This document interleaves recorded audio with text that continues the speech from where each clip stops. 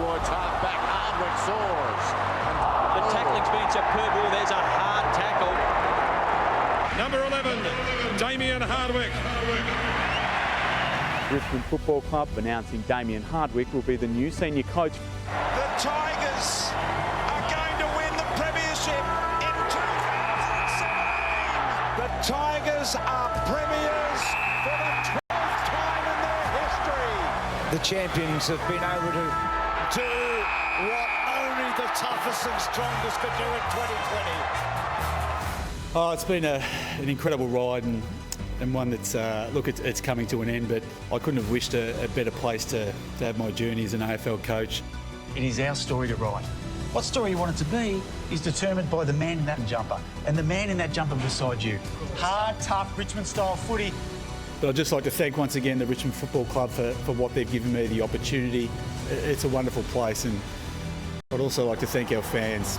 It's a tough gig being an AFL senior coach, but the support I think I've received from the majority of people has been absolutely outstanding and will forever go down as one of the great things that I've ever been. I've been fortunate enough to be in a lot of footy clubs, but by far the Richmond Football Club has been the love of my life. It's a celebration of what we've been able to achieve, but more importantly, a celebration of the people I've been able to meet. I came here seeking silverware, but the reality is I walk away thinking how much the journey was and how great the journey was. So I walk away incredibly happy about what we've achieved, but more importantly, the people I've met. From the bottom of my heart, boys, I wish you all the very best. I'm going to miss you. As always, I love you to death, and I thank you. I applaud you, and I wish you all the very best for your future endeavours. And that'll do me.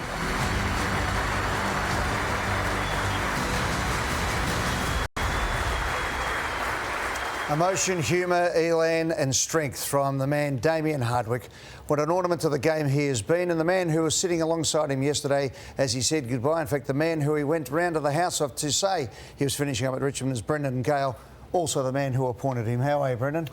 A little sentimental, Ed. Been reflecting a bit the last few days, and he's just a giant of the game. And the thing about Damien, he doesn't understand how significant he is in the game. He doesn't have a real appreciation for what a towering figure he is, and that's what endears him to people. You look at that, and it's a wonderful end. I mean, we're seeing all these other things happening around us at the moment, and for years, Tigerland, I went down to do stories of coaches going out in pine boxes. That was it, and there was no silverware anywhere to be seen. You've got a cupboard full of premiership cups. You've got a bank account full of money. You've got a great future. You've got a wonderful club. It's an amazing contribution and a great partnership that you've had. Yeah, look, it has, and the real feature of our club is of shared leadership. You know, there's many people that have owned this, many people have been invested in this journey, and you get people that work with conviction and selflessly, and Damien has modelled that. You know, you give yourself a chance to do amazing things. It's funny, we had a life members function today, and I spoke to Tony Jewell and I said, TJ, did you get a send-off like that? He said, mate, I got a boot up the arse twice. Let's go back to 2010, and amongst all this journey for the Richmond Football Club, there were plenty of bumps along the way that need to be navigated, but let's have a listen to this man sitting on this panel on Footy Classified who put the flag in the ground. He stated his case and said this is what Richmond is going to stand for going forward. You cop some flack about the fact that you put a document, an internal document that got out earlier than you would have liked, spoke of a membership target of 75,000, 3 flags in 2020, and over this 5-year plan or 10-year period. It starts with a vision, and we're not here just to compete. No one is. There's no point. You might as well pack up and go, no, I'm not embarrassed. I'm actually proud of that. And we've got a vision to compete and to be the best on the field, the best off the field. I make no apologies for the fact we want to be the best football club. Yes, indeed. From a leaked document, and that was probably the first thing you were able to do was stop the leaks, galvanise your club. Peggy O'Neill came in as the president from a warring faction situation. It's been a remarkable 13 years to have you sitting here tonight. Yeah, it has. Look, Richmond's always been a very ambitious club and historically a very successful club, and we just felt we had to restore that ambition and give people a sense of what we could be, and rather than sort of a plan based on hope and hype, we had real logic, and it was about building a really strong platform for the coaches and players to be supported and go to work. And we took to the very end, but we got there. And I mean, don't need to remind you, good coaches and good players make a hell of a difference. So you brought in the next 10-year plan then for us to to all Here's your viewers. moment. Come on, mate. You made your name as a lead singer on Trial by Video on the Footy Show, and right here on the Sunday Footy Show set as well. What now for the Tigers? I mean, because you've got a new president in John O'Rourke, who's an old mate of mine, who's a brilliant businessman and a great leader. You've got a new coach. You've got your top-end players, the greats, are finishing up. They're swapping jumpers, so we can gather that's going to happen. Where do you go from here, and what's your process going to be? Yeah, so I mean that plan, that was of its time and place, and we needed a short, sharp jolt to reboot the place and set those ambitions. We're in a different place now, and it's about doing the common things uncommonly well, and just building a really good club, having really good people and culture, a good footy program with elite people, and a really strong relationship with your members and fans and sponsors. Social impact programs that clubs roll out have never been more important, giving that real sense of connection and purpose. And so it's a sort of a virtuous cycle. You do all those things right and do the common things uncommonly well, and you give yourself a chance to compete on a sustainable basis. And Damien's been a big part of that, obviously, and the most immediate focus now is on finding the next coach of the Richmond Football Club. And how does that look? What process do you set up for that? Do you just ignore a process and do it yourself, given your own track record with it? How's that look? No, it won't be by myself, Damien. No, we've got too many smart people down there to rely on.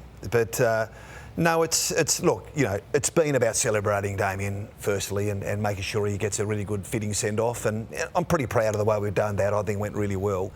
But we'll map out, we'll pull together a sort of a committee of people who can, rely on each other's thinking, maybe some independent type people as well, but then map out what are the attributes that we look for in a coach today, and how is the game evolving, and what will it look like in 10 years' time. And because Damien really evolved. I mean, he evolved and changed with the game and the way you coach elite sport. So. And then it's a matter of looking at the market and seeing what sort of candidates might be attracted to a job as coach of the Richmond Football Club, and we think there's many. Yeah. Would you contemplate trying to attempt to break the contract of one at another club, or do you rule that out from the outset? No, that's putting the cart before the horse, mate. I think we'll just find out what sort of coach we want for the now and for our future needs, and then we'll go to work. And that doesn't happen in football either. Just on that, Brendan, I just want to put up a graphic of the last 19 premiership coaches, which Damien Hardwick has been 3 of those, where you look at it and there's only been one that has been a coach who's actually been at another club previous to that. And you spoke about in your press media conference trying to find the next Damien Hardwick. And do you think with where you're at as a list, it is somebody? I'm glad you brought that up, actually, Lordy, because I've actually been speaking to someone today, and I said my own intuition tells me that this need to get a premiership coach is a bit of a myth, and that actually proves it when I look at that. Worked for Eddie and Mick, of course, but no, I think one of the great things about Damien was he was obviously tactically very smart coach and great potential, but he was able to grow with the team. He was able to grow, and they were invested in him, and he was certainly invested in them. So. That's a pretty important consideration, I think. Brendan, Ed touched on it before. Of course, some senior players in the twilight, new president. Does it affect your decision making? Because you hear a lot of the big clubs talk about stability in the key pillars. Does it affect any of your decision making going forward? Not sure what you're alluding to there, Jim, but I'll make it clear. Are you going to go to the AFL? well, everyone wants to. Can I just say this? I mean, it's hard. You're not going to answer the question, but let me say this: everyone I speak to in football thinks that you are the most important appointment the AFL has to make in relation to Tasmania, but also going for 12 months. I've had that many people today talking about what the soft cap is doing to the soul of coaches. We've lost two. We're going to talk about Adam Simpson in a few moments' time, who's going to get extended leave. All these things are happening, and the AFL Commission doesn't have anyone who's ever been at a club, and neither does the AFL at the moment. And you're the hope of the side. The clubs want you. So many people. Well, that's. I mean, it's very flattering, but I mean, that's news to me. I mean, there's been nothing presented to me, and right now, I'm the chief executive of the Richmond Football Club, and that's a pretty cool gig. So you're in your 15th season of doing that. Regardless of Damien Hardwick's departure, have you thought about a future outside of it? Well, I'm on record as saying I applied for the AFL CEO job and was unsuccessful. That's obvious, but that wasn't because I was unmotivated or with Richmond. Far from it. And right now, given Damien's exit, there's work to do. Yeah. There's work to do, and this is really big work. And would you be confident if you were to find the next Damien Hardwick and then leave? Oh, it's just, I don't know, Dave. It's just hypothetical. Yeah. You know, right now, I've got incredible respect for John O'Rourke. He's been a wonderful servant of our club. He's just become president. I need to be mindful of that. I've got a great team I'm invested in, and right now there's some really, really important work that needs to be done. It needs to be done well, with real focus. Having said that, I mean, you're the type of person who can walk and chew gum at the same time. You can still be a servant, do everything you have to do at Richmond, and that can come up later. So I won't press the point because we don't want to go in circles, but that is what the feel is around football everywhere I go. Yeah, look, what I'll say, I think football's in great shape. I think we're on the cusp of a brilliant future.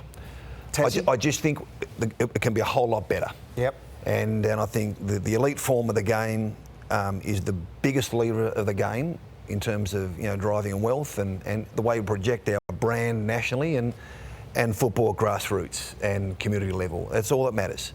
And so we're doing some wonderful stuff, and I think we can be a whole lot better. Hey, Brendon. And having said that, for the record, I think Andrew Dillon will do a wonderful job, and he'll be really well supported by the AFL community. And one quick one just before, Lordy, Tassie, they've got to say yes, they've got to go on with this. You turned the President's meeting that I was at, it was the last thing that happened before they actually came in and said COVID's on and we might have to stop down football. Brendon was in full flight and he was asked a question by me without notice. I said, you're the Tasmanian bloke, tell us, does this work? And he gave a detailed, speech to all the president CEOs that won the day and turned everyone's head from this is stupid to this could actually work. Yeah. Can you finish it?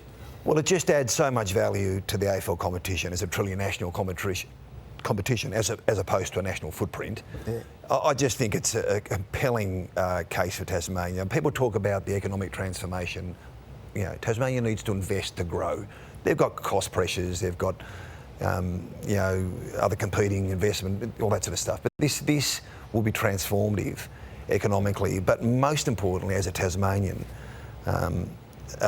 who's lived here for a long time, people will walk taller. Yeah. And that will manifest itself in so many different ways. Harder to quantify, but it will transform that state. Before we let you go, will Damien Hardwick coach AFL again, you think? I hope so, Lloydie. Yeah, I just think he's too good of a man. He's too capable of a coach. The game, to be as good as it can be, needs people like Damien Hardwick involved in it. He needs a break. He's deserved it. Yeah. Hopefully he's back. He will be back. Thanks, Brendon. Always appreciate it, mate. You're very candid with your comments with us and honest, and congratulations on everything, and you and Damien, but particularly yesterday. You put a full stop on Damien Hardwick's career at Richmond in the most beautiful style. I thought it was brilliant. Well done. I thought it was brilliant. Great really elan, great sophistication. Don't hear that too often in footy these days.